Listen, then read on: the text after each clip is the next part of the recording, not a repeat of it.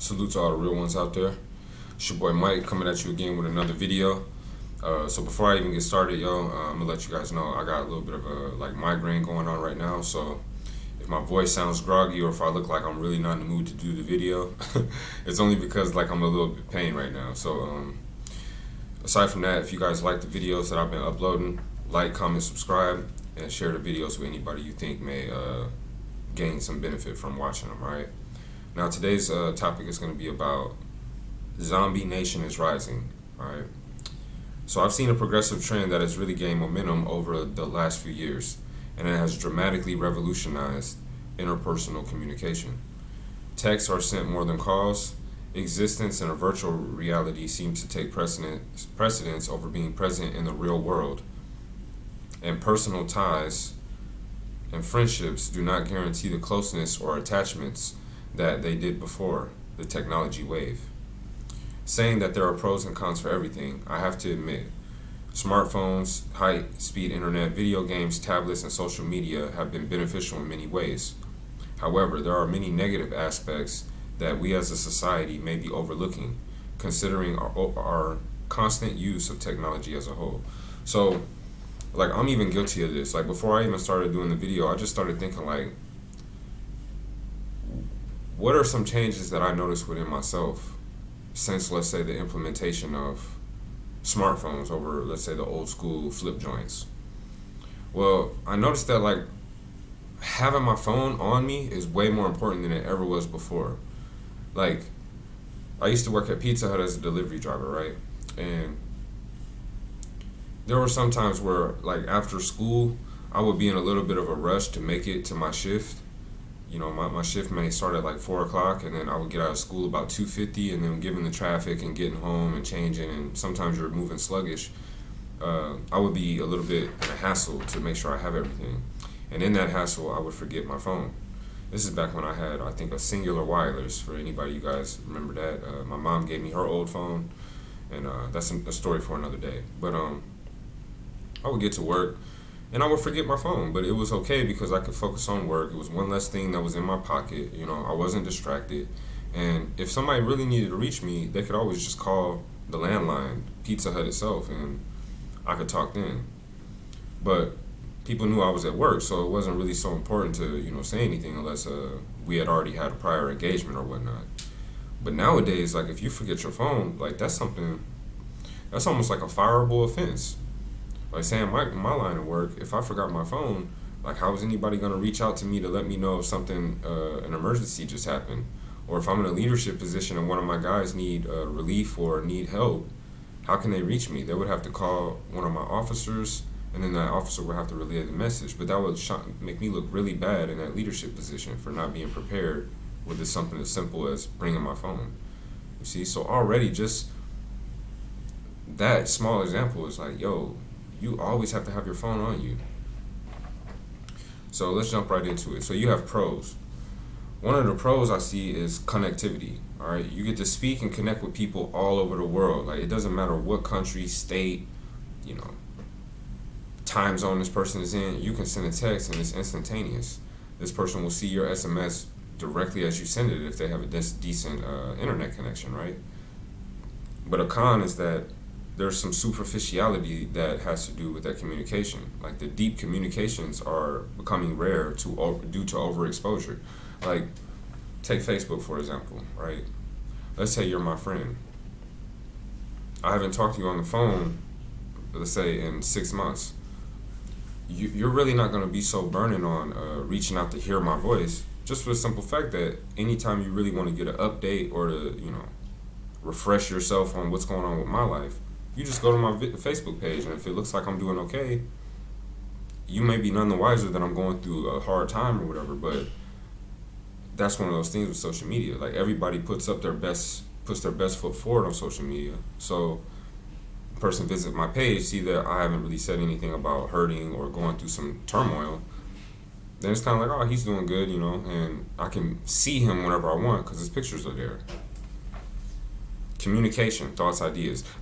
That's a good thing about social media because you may get hip to a trend or a new dance or music or an issue that is all the way on the other side of the world.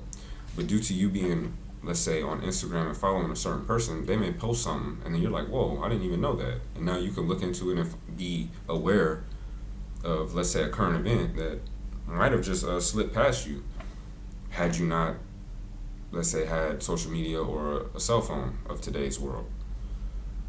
But then you have a con, which is interpersonal communication suffers because there's an overstimulation that makes conversations boring. So, like back on Instagram, so I can look, I'm seeing pictures of rappers. I got like a window to check out all these people and have access to them in a limited way, you know, because of social media, but it's access nonetheless.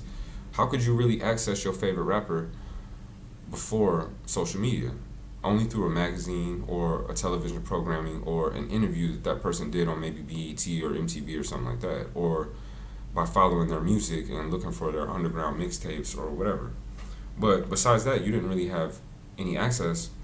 And another thing would be is like you went to his concert and managed to get backstage, or if you knew somebody who would give you access.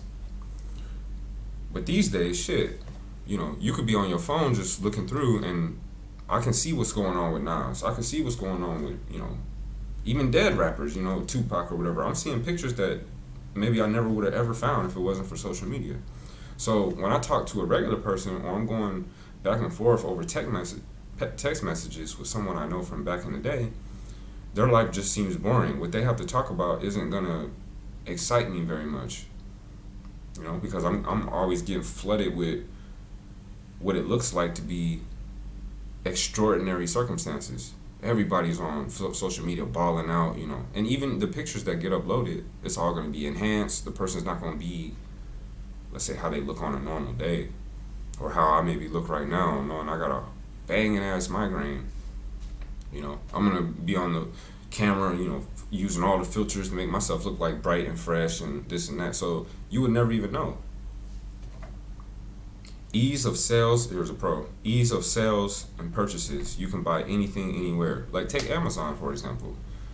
Like literally, this is something I was actually doing the other day. So I was at work, and there's a long list of books that I want to read. And on a side note, I want to stress that reading is very, very fundamental, you know, and it just increases so much within your cognitive function, you know, strengthens your memory, what's the word I'm looking for? It reconnects the neurons that were lost from when you were a kid and you had a wild imagination, and then you grew up into an adult and you just start caring only about reality. It will reconnect all of those neurons that have lost their pathway just by you reading. You know, expands your vocabulary, and on top of that, it makes you more wise, more versed on topics that you can bring up at a moment's notice because you're well read. So the other day I was thinking about all these books that I wanted to order, and what I do, pulled out my phone, you know, went to Amazon, went up to the little search bar, boom, boom, boom, typed in all the books I want, just put them in my cart, and then, you know, eventually I'm gonna start buying them one by one. Too easy, right? What's a negative? What's a con? Well, you have the rise of excess consumerism, where people need the latest everything. For example, the iPhone. So, I mean, there was stuff that sold out before, you know. There was stuff that people used to have a big, let's say, drive to get. Like, if you guys remember, what was it called? I think it was the Elmo. You guys remember that little Elmo Sesame Street character back in the day, like in the mid to late 90s? When people were like doing everything in their fucking power to get their hands on this little Elmo doll, right? I mean, it was crazy back then. But now think about it. The latest is like this PS5 I'm hearing is about to come out. Like people all on their phone all day trying to get their hands on the latest version. I'm like, dang, so PS4 ain't good enough anymore? Like you, as soon as the PS5 come out, you got to be the first person to get it? Or shoes or clothes or whatever is hot at the moment. Like consumer culture is just unbelievable because everybody has quick access to buy whatever the hell they want. They don't have to stand in line anymore. Brick and mortar stores are a thing of the past, man. Look at how many malls back in the day used to be something cool right there. You would go to the mall, chop it up. You know, it was more like a social thing. Nowadays, malls, shit, they're all gutted. It was like a failed real estate project, and now it's going to be turned into maybe apartment complex or a golf course. Who knows? All right, another thing, a pro. It increases living standards. For example, food and groceries can be delivered. If you think about that, the cool thing is, let's say you're an old person, you have an injury. You don't feel like going all the way downstairs, getting in your car, parking, going through the headache of going through all the aisles to find your shit, bending over constantly to grab this and that. Hey, nowadays, shoot, you could just get on your tablet, phone, PC, and straight order what you need and it gets delivered right to your doorstep. I mean, genius. But one of the cons is laziness and complacency. You also have mental atrophy because there's no more hard work and most people live a sedentary lifestyle. So, instead of being in Walmart or whatever major retail store and driving around and actually physically walking in and doing all the hard work yourself, you're just too lazy. You just laying on your bed, let me get bread, milk, eggs, whatever, and have it delivered straight to my door. Like, so the only effort that you have to exert is getting your ass up and going to the door. It's like extremely lazy. All right, another pro. You have access to endless information and knowledge, like search engines. Yo, at the tap of a button, you can figure out anything, whether it be antiquity, you could be, and if you're a person like me, I always just research stuff that's always been in my mind. Like, yo, who was the real Hannibal? Look up Hannibal. Oh shoot, he was a black dude. Oh shit, the whole entire Rome feared this man. One military general has so much fear that honestly everybody did everything to stay in his good graces. Read about all that. That's just at the touch of a button on Google on a Saturday afternoon when I'm just curious and I want to research it real quick. But back in the day, how would I have to do that? I would have to go to a library, look up the letter H, see if the library even has anything available for Hannibal. Then if it did, it might just be a little excerpt inside one encyclopedia. Then if I wanted more, I'll have to order, come back at a later time. You see the difficulty that's now avoided just by technology? So what do you also have as a con to that? You have a decrease in critical thinking skills because nobody's searching for anything groundbreaking or truthful.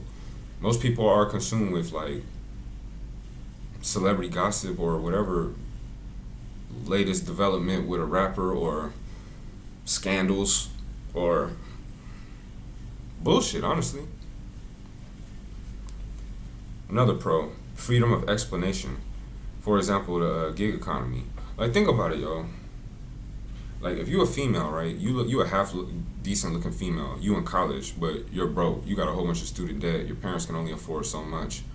You can literally prostitute yourself, like, without even leaving your home. You can literally have hundreds of dollars coming in per day just from making a video, uploading it for yourself, and having dudes pay just to see you in certain skimpy little outfits. I mean, that's like the lick of the century. Also, stuff like Airbnb or hotel booking, like, it's just way easier to get what you want. You don't even have to think about. I mean, in any industry, there's some type of online application that you can use. Negative. You have hyper-individualism and narcissism. Destruction of collective units like family and friend circles. All right, so that kind of speaks for itself, you know what I mean? Everybody's online trying to make a digital footprint that makes them look hotter than the next. You also have pros, speed of the spread of information, trends, and ideas. Like I thought of, let's say, going viral. So let's say you're a white person and you don't really understand the plight of black people in this world. How many times are you going to open up your phone and see on MSNBC or whatever app you have on your phone that there was another black man killed? Like, it will probably open your mind faster these days because the revolution is being, maybe not televised, but it's definitely being flooded all over the social media sites. Now you're more aware than you would have been if you were just reading a daily paper where they have no incentive to show the dark side of racism. But what's a con? You have propaganda hype over the masses, chasing ghosts. People are now more susceptible to be deceived and take everything at face value. So it's kind of like too much information can be bad, because that's where problem, reaction, solution comes in, or divide and conquer, the Hegelian dialect. So let's say there's a scandal that's out, that's real, right? If I'm the elite, it's very easy to combat the real truth by then spreading disinformation that kind of makes the real truth look like an exaggerated claim. You see what I mean? So, and then at the end, you'll have people who are confused. So they don't know whether to believe that or that. So then it trumps the actual truth. So, like, let's say there was a UFO that really flew through. Then everyone started reporting on it. Well, then they would start playing fake videos of UFOs. That would be the disinformation. You have the real information, the disinformation, and then in the middle, you're going to have the answer, which is confusion. And that's what the elites want. They don't want you to know that there's maybe a UFO, so they'll just flood you with so many fake UFO images and movies and stuff at that moment where you start to think, that's some bullshit. You see, even though it might have been true. Pros, free marketing, advertising, Instagram, Facebook, even YouTube. All right, so for example, like let's say you guys like my content, right? And then you follow me over a year and a half, and then I tell you I got an ebook out. You're more likely gonna buy it because you see my content. You see where I'm thinking, how I formulate my content, so you'll be more likely to buy. And that didn't cost me anything. It just costed me time and energy, of course, to come up with these topics and all, but I'm doing that anyway. How would I do it before? Think about it. It'd be much tougher. So a con would be constant reminders of what you don't have, depression and debt, keeping up with the Joneses. Yeah, I mean, everywhere you look, it's going to be people buying new stuff, getting hip to this, getting hip to that, telling you about this website versus that one. So you're kind of like left in the dust. And the last one is you're going to have an increased entrepreneurial spirit as a pro. Anybody can start a business or some type of online blog to get exposure. But then the negative is going to be oversaturated and bloated markets. So that kind of, concludes my topic for today. I don't want to go on it too long, but there are pros and cons to everything. So like, comment, subscribe, and I'll holler back.